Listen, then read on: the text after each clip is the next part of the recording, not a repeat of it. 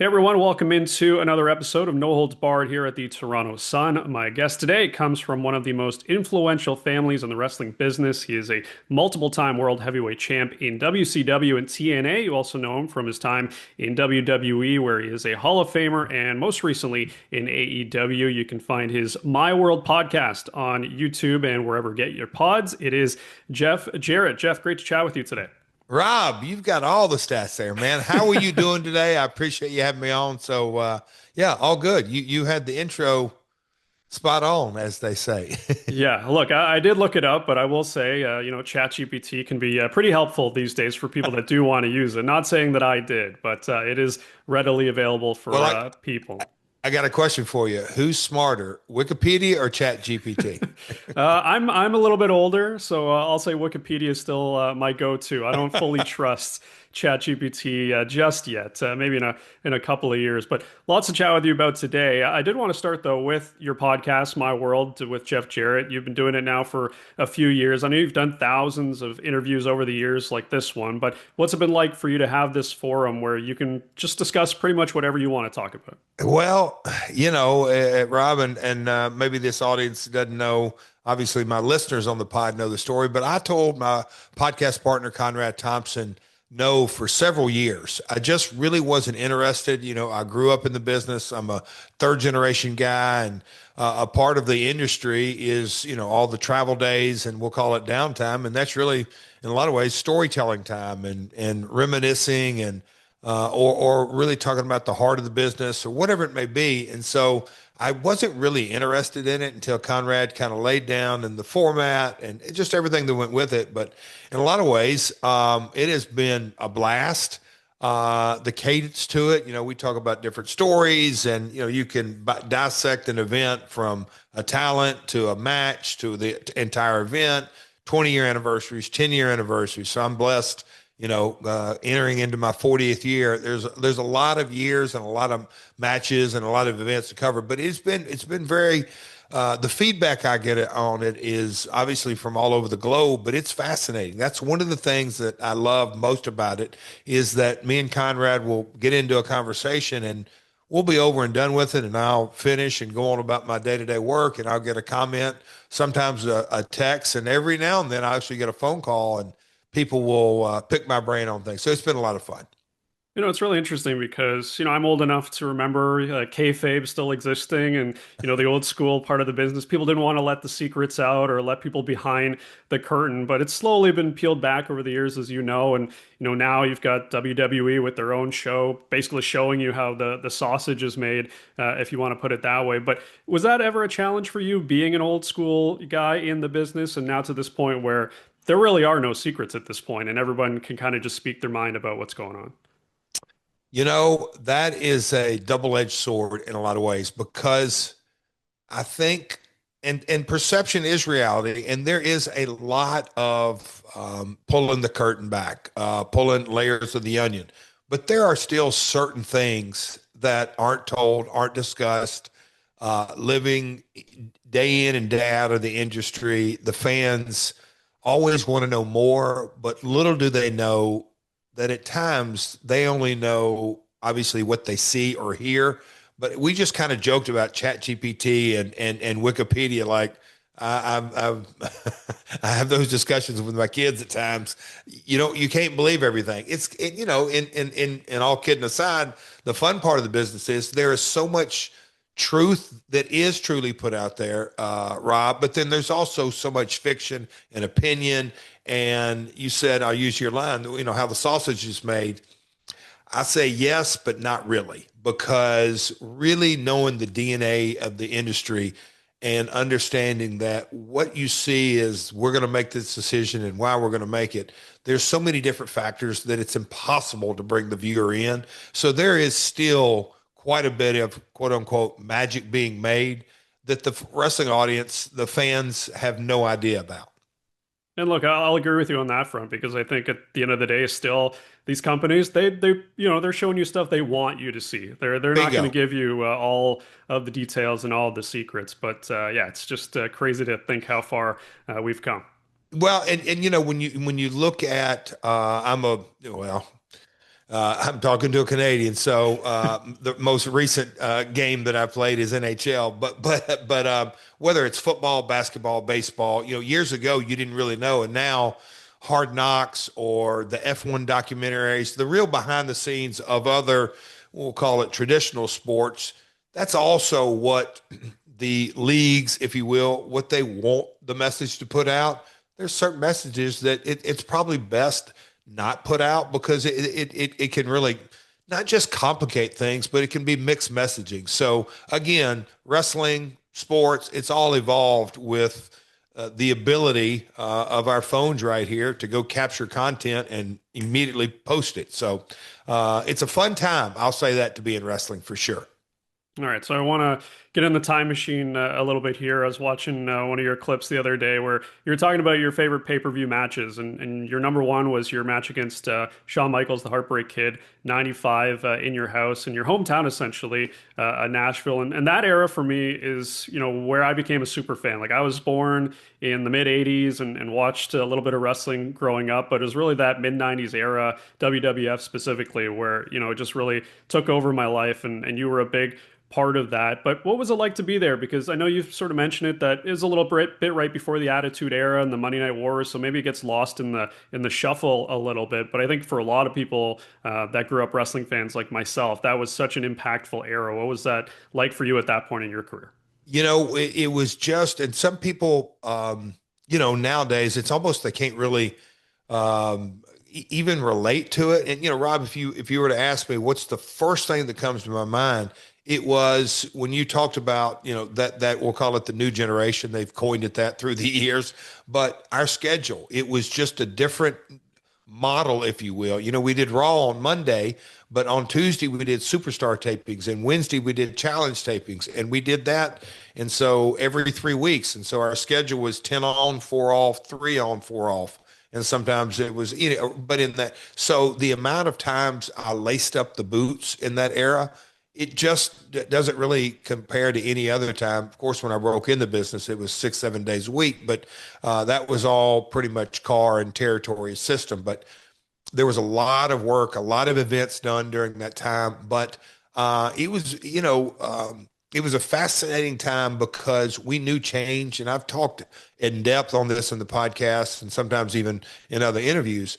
I think in essence, we all knew the business was because Raw had just come on the air and it was successful. So we knew what is the next step there, but we're still kind of holding on to, we'll call it that syndicated programming, the Superstars and Challenge. And, WCW was still doing worldwide and some Disney tapings. But, when you got Raw going every week and the ratings kept continuing to climb, it was, we weren't really sure where it was going. In 94, I think I did 7 or 8 international trips. That was almost every other month or more than that. And so that was new, if you will, as far as a major U.S. brand doing so much international touring, and they were live events and, be gone a lot of times 21 days at a time. So it was a grind, but man, I wouldn't trade it for nothing. I was going to say times have changed, of course, because you look at the schedules that the wrestlers have these days. It's a little bit more condensed, and of course, house shows are sort of non-existent at this point with all the TV that they do, and then you've got the pay-per-views or the PLEs in WWE. I'm curious, from your perspective, being in AEW and in a similar type of schedule that you see those wrestlers take part in. Is it good or bad? Because on the one hand, your body is obviously able to handle it a lot better, but maybe on the other hand, for some people that are more green or people that are just getting started, it's less reps in front of a live audience or less reps on TV to really perfect your craft. Rob, I have probably given this a lot more thought than you could even imagine. But I think the things that continue to really jump off me at the page is that there is massive opportunity in the world today. I understand the business decisions that TKO makes. I think I understand, whether it's TKO or AEW or TNA or New Japan or CMLL, all the different organizations you can kind of observe hopefully with a little wisdom. But the one thing that I see is massive opportunity, specifically here in North America, is that there's a lot of C&D markets that candidly aren't going to get wrestling over the next few years. And for years, in your area, whether it's Sudbury or, we could name Hamilton, just, all kind of C&D markets. And it's all across every province in Canada, all across the 50 dates. The major markets are what get Dynamite and Collision and the premium live events. And so I think there's a lot of markets out there that aren't being served, and somebody's going to fill that gap because I believe wrestling is, we can talk ad nauseum to ratings, but, I think that now is literally one barometer.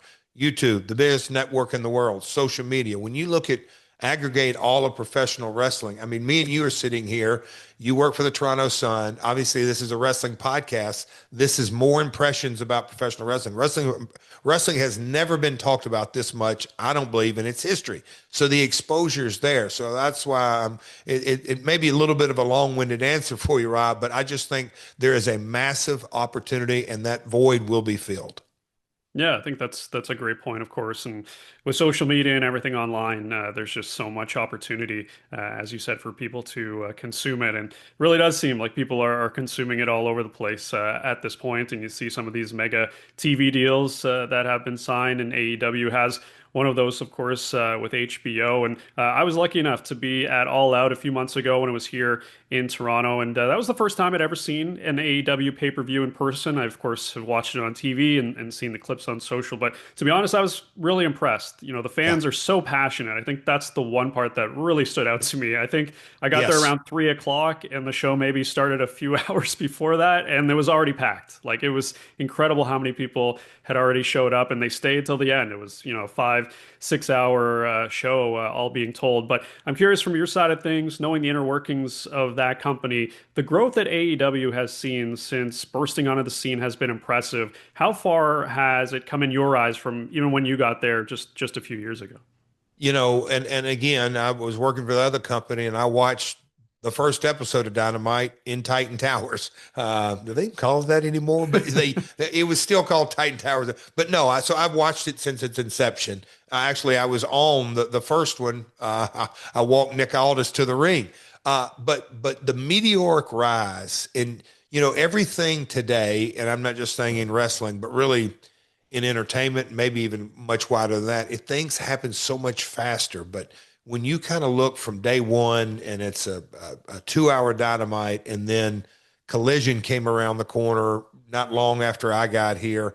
And that's, obviously everybody knows the pandemic happened, and that 2 years or so that, it just, the world, nothing was done the same at all across the board. But when the addition of Collision, and then, AEW went from four pay-per-view, or three to four to five to six to, the addition of the pay-per-views I mean, again, I've been around a long time. The meteoric rise, the amount of ground that was covered in the growth of the company, it goes without saying. The Wembley events, Globe Life this summer out in Dallas, that Toronto event you were talking about, Forbidden Door this summer in London, set a record. It's nothing short of remarkable, and that, I think, at the very top of that, obviously Tony and his family and the brand and WBD. But at the end of the day, I'm a wrestling guy through and through. My grandmother started selling tickets in 1946. So I think it speaks a lot to where the industry's at and the growth that it's made. We used to want to dabble in pop culture, we would fall in and out and, go back to the mid-90s, whatever WrestleMania you want to talk about, or WCW event, Rodman, whatever it may be. But wrestling was in or out of pop culture depending on almost a month. Now you look at it, it is absolutely mainstream across the board. Yeah, it really is remarkable because, you think about the Attitude Era, the Monday Night Wars, and I was a huge fan back then, of course, and I never thought it would really get to that point again. And maybe it's just because now it's on Netflix, it's on HBO Max and all these different places. Yes. Maybe it is bigger than it ever has been with the amount of eyes that are on it. So it's pretty incredible to see how much growth there has been. A couple more for you. Of course, all everybody wants to talk about right now in the wrestling industry is the John Cena retirement tour. Hard to believe it here. I think 9, 10 days left before his final match coming up on December the 13th. What have you made of it? I know for me, getting a chance to be there at Elimination Chamber for the heel turn, that was incredible, of course. And I thought, okay, this is going to be something.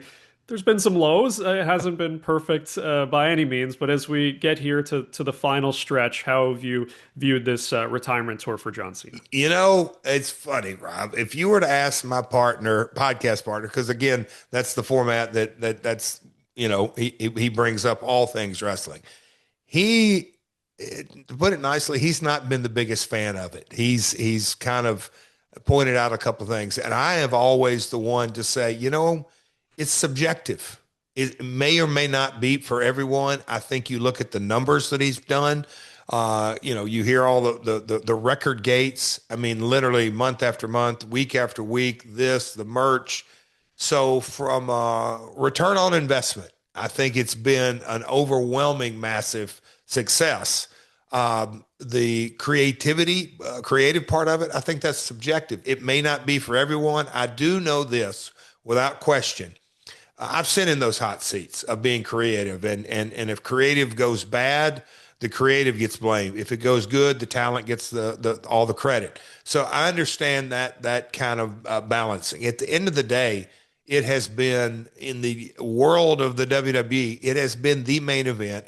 But it has overshadowed, in my opinion, everything to a massive degree. And that includes champions, that includes other storylines, that includes a lot of ground. Cena, in a lot of ways, is bigger than the event, whether it's SummerSlam or Survivor Series or Mania. Cena has been bigger than that. So 2026 is going to be interesting without him, because I think the legacy that he has carved is nothing other than what he says. It's hard work, it's hustle. He's really put the grind in. So again, creative's been subjective, but from all apparent barometers, all the metrics, the return on investment has come in strong. All right, so we're down to the final two here to face off against John Cena, LA Knight, and Gunther. Who are you picking? If you get it wrong, it's okay, Jeff. We won't hold it against you. It's just your opinion, but which way are you leaning? I don't think there's a. I'm not a betting man, thank good. But if I was going to Vegas, I think Gunther is a slam dunk. I don't think there's. I'm a little surprised that. That it came down to those two, but Gunther all the way. All right, I'm with you there. So if we're going down together. If we make the wrong selection, but Jeff, really appreciate the time today. Before we let you go, where can people find your podcast and find out about what's going on in your Anywhere life? you listen, Rob, you're the best, man. Anywhere you download a podcast, Apple, Spotify, you name it. We're on YouTube. Everything is at Real Jeff Jarrett, and my YouTube channel at My World Pod. On my socials for the podcast are at My World Pod, but at Real Jeff Jarrett. So appreciate your time today, man. And at the top of that, man, I appreciate your fandom. I really do, Rob.